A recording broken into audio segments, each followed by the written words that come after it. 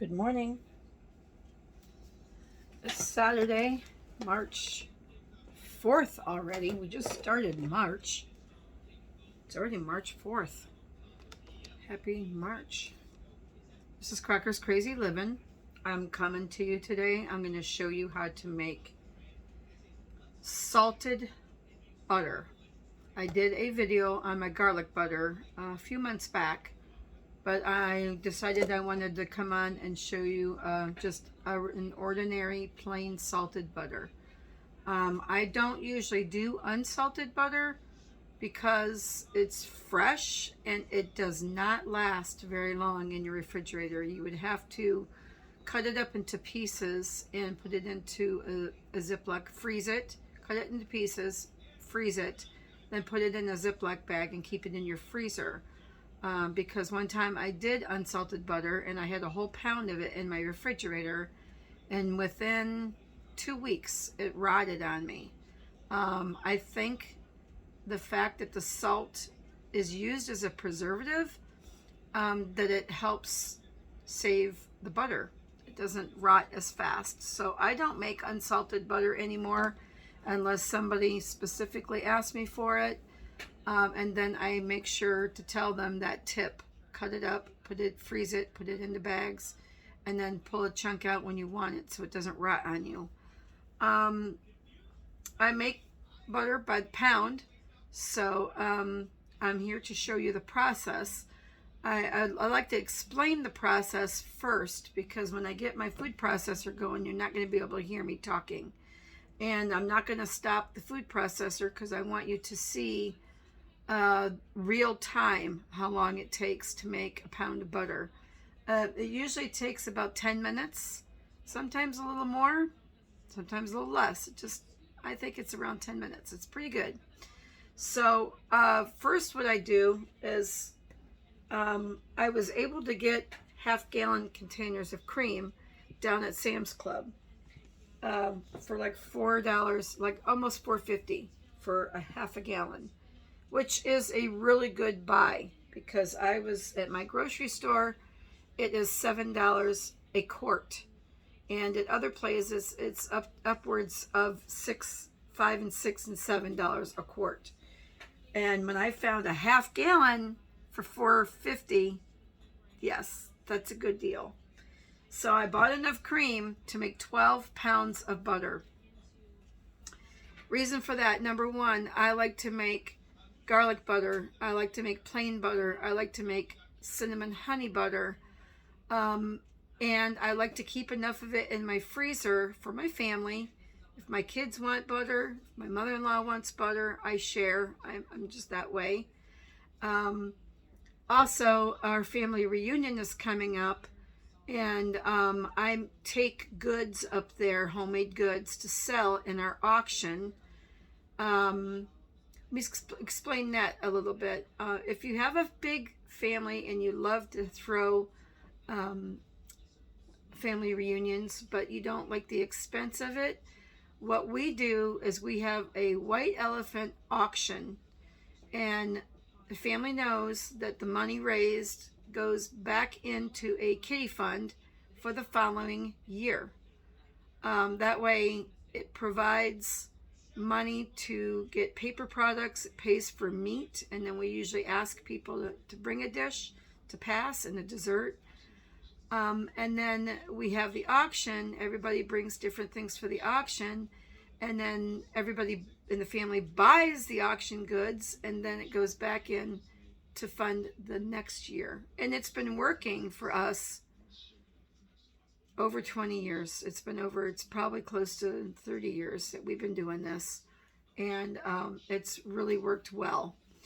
And it was a great idea that the elder family had, because we have probably never thought of it, and we probably would never have a family reunion. Reunions getting smaller and smaller every year because, of course, people pass away, but we're the young ones, myself, my husband, and our kids and our cousins. We're trying to keep it going, trying to keep that alive. So I'm making butter ahead of time so I can get it in the freezer, so I can get it vacuum sealed and get it ready for the auction at the end of March. So let me explain the process of how to do your butter, actually. So my food processor here, I don't know the capacity. I don't remember it. It's a Black & Decker. I think it's probably an 8-cup, 6-quart, I don't know. I can only fit, right to about here is 4 cups. So 4, 5, 6, I don't know, maybe 6 or 7 quart capacity on my food processor. Like I said, it's a Black & Decker. I've had it for years. I had a Hamilton Beach one, and the motor burned up, and it was only 2 years old. I've had this for over 7 years, and it's never gave me a problem. Black & Decker is a good product. Hamilton Beach is not so much. A motor wanted to burn up, and I had to throw it away. And I only had it 2 years. So if you do it that way, make sure you have a good brand of food processor. And I'm not even sure if Cuisinart would be a good, I know it's an expensive brand, but I don't know how it works for the butter because I have not used it. And you got to let it run continuously for 10 minutes. So my Black & Decker is great. So I have got it down to a science. I did 4 cups. It gave me just under a pound. It was 13 ounces.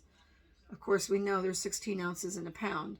The next one I did 5 cups of cream, and I got over a pound. So I got a pound and 12 ounces, say.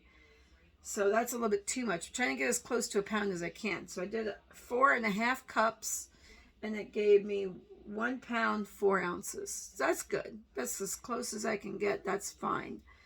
If you can only buy quart cream, well, then you just make what you can make, what you can get out of it. I have a kitchen scale here that tells me exactly how much butter I'm getting. And I use heavy whipping cream. Now, when I was getting the cream from our local dairy farm, it's very expensive now, and I got to travel an hour to get it. So I don't even go to the dairy farm anymore. They pasteurize their cream, but they do it at a very low temperature. All the cream that I find in the store says ultra pasteurized. So I think that means that they've pasteurized it at a higher temperature, which in turn does something to the fat. I think it takes away some of the fat. So when I was trying to do it up north, I had a very hard time making the butter because it was ultra pasteurized, and it didn't seem to want to work. I don't know why, because everything I get down here now is ultra pasteurized, and it does not give me a problem. So anyway, I'm going to go ahead and make a batch for you. It's going to be noisy, so if you don't like the sound, turn your volume off or down. I'm not going to be talking through it, so you won't need to listen to me. I'm going to try to pull it forward so you can see. Hopefully you'll be able to see what's going on inside the food processor, because it goes through a few different stages, and it's good for learning purposes what the stages do without me really constantly talking about it. So I'm going to measure my cream.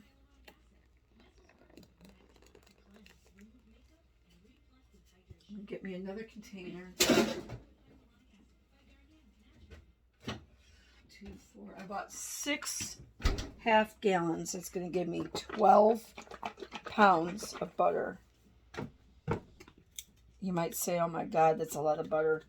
But, you know, I used to get the Amish butter at the grocery store. It's way too expensive anymore. And now I'm finding it's cheaper to make it again, because if I can get the half gallons for $4.50, that's good. Therefore, I can afford to make it again. I never really used it for my baking. I would buy regular butter from the store for my baking. But I've actually been using it to bake with. But if it says 1 cup, I get my scale out and I just measure out, weigh out 8 ounces. So I'm going to get my half cup measure too, because when it's got cream in that big one, it's hard to read.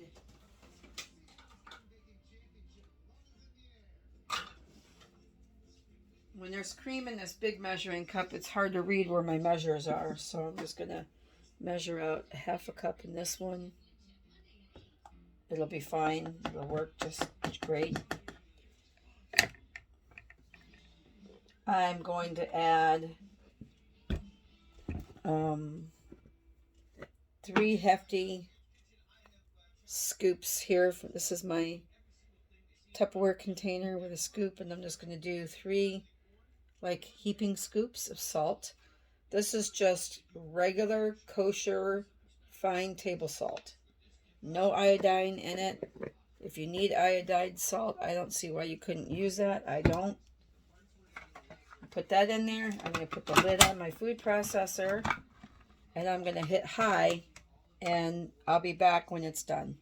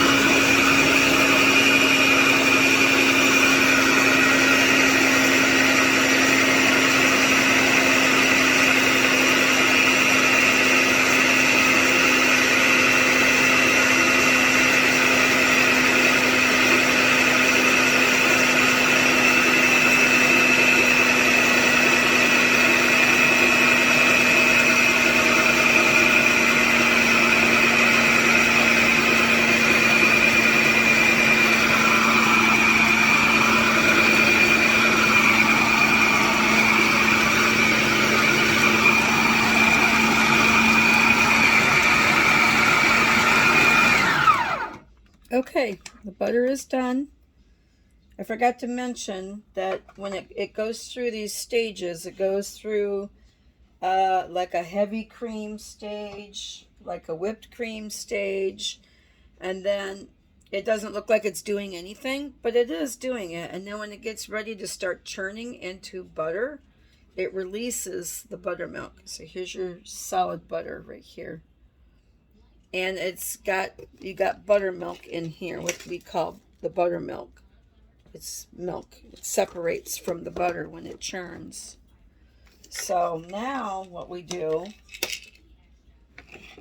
is, I'm going to move my camera for you so you can see what's going on. My table is a little tiny bit cluttered this morning. I've tried to clear it off. Okay. I have a bowl here lined with a flour sack linen cloth. You could probably buy these online. I get mine from Walmart. They come 3 in a pack for like $2 or $3, something like that. I like these because they're old-fashioned linen. I don't like the cheesecloth. The cheesecloth are too thin, I believe. The butter squirts out of it when you... I'll show you what I mean when I say the butter squirts out of it. It leaves fibers behind. I don't like that. These linen cloths are like the old flour sack cloths that your grandma used to use when she would make pie crust or egg noodles or something. My grandma used them all the time. And what I do to wash it is I just put it in a sink with very, very hot water. I do not use soap.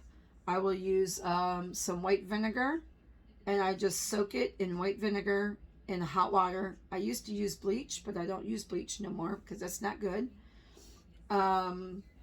So I use white vinegar and hot water, and I soak my towels in there, and then I wring them out, and then I empty my sink and wipe it out real good so it's not greasy.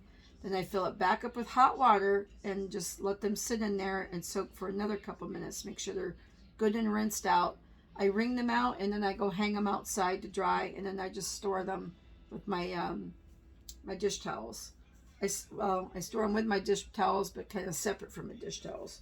So now what we do is we take the butter and we pour it in. I have this bowl. We pour it in here. Because now what we have to do, see, and here is your luscious butter. It's your luscious butter. I take clean fingers and I just kind of scoop this butter out of there.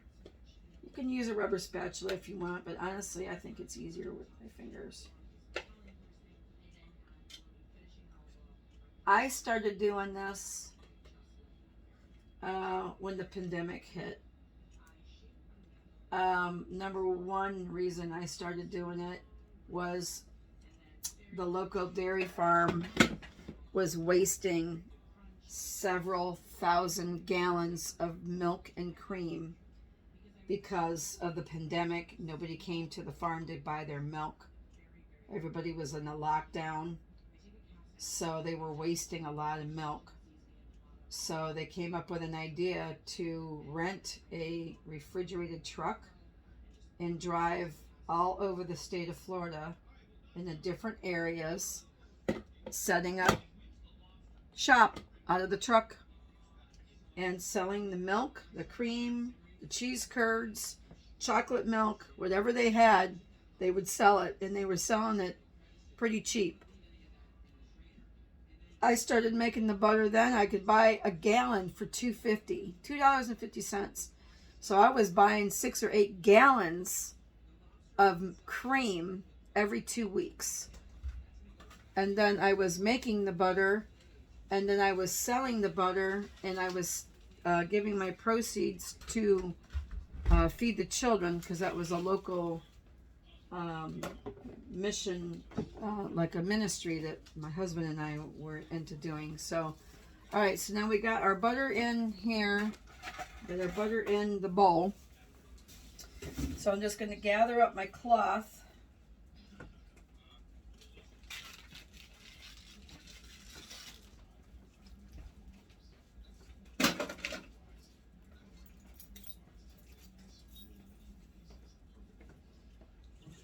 And you have all this buttermilk in the bowl here. Now, this is what we call the buttermilk, the milk that's separated away from the butter as it churned. It's not like the buttermilk you buy in the store. It's not cultured. It's not like that. However, it's totally edible. I mean, there's no reason why you couldn't use it. If you wanted to, hold on just a minute, I'll be right back. So anyway, you got the milk in the here. You get the milk from the butter. Now you can use it, like I was saying, you can use this milk for different stuff. If you're making soups, you can add it to soups. If you're making a gravy, you could do that. You could use it for waffles. You could use it for mashed potatoes. Whatever recipe you have that calls for milk, of course you can use this buttermilk. It'll keep in the refrigerator about 3 to 5 days. Not really much longer than that because it's super fresh and it's not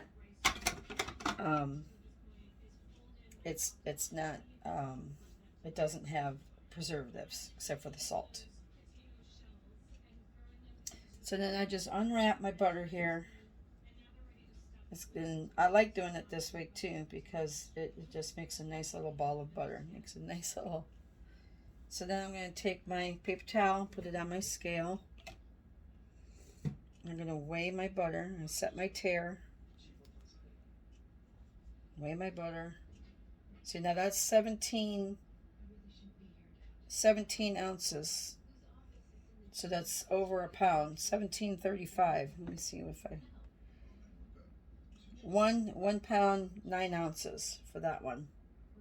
So see, I did 4.5 cups on that too. So it varies. I got, this one was 4.5 cups. It was 1 pound 4 ounces, and this is 1 pound 9 ounces. So I don't know why it does that. It just does sometimes.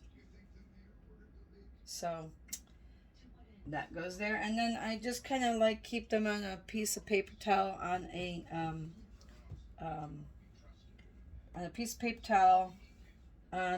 a sheet pan, like a cookie sheet, and then I just leave it there for a bit, and then I will wrap them and I will stick them in the freezer, and then I will pull them out of the freezer and I'll vacuum seal them, put them back in the freezer so they'll stay good. Vacuum seal seems to work the best.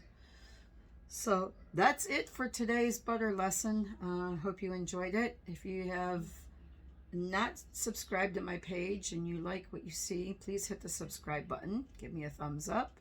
Ring the bell so you'll be notified. Share me with your friends. I would really appreciate that. And I will be back another time. I'm going to do the honey cinnamon butter later. So look for that video on my page.